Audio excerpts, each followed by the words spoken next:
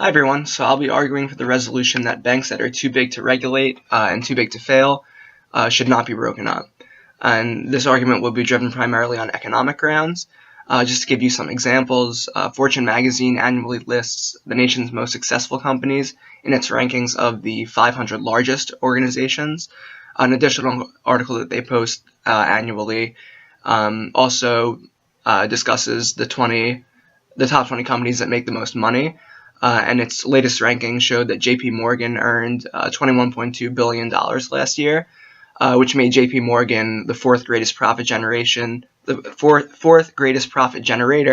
of any company in any industry in the country. This is all just to show that big banks provide for investors, the government, and customers. They create jobs and provide economic stability.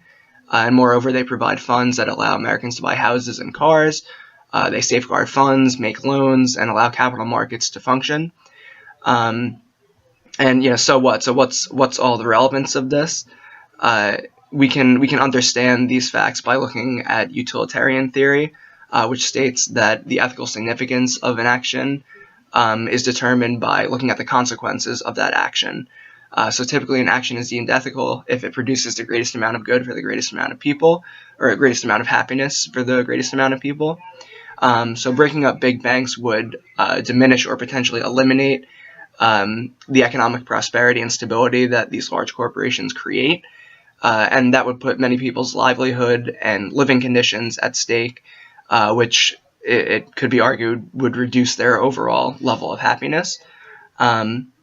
So because of this violation of utilitarianism, I don't think that these banks should be broken up. I would also argue that it's a commonly held belief that being in a state of happiness is intrinsically valuable and beneficial psychologically. And it's also reasonable to argue that breaking up big banks would reduce people's chances of happiness by introducing economic hardship.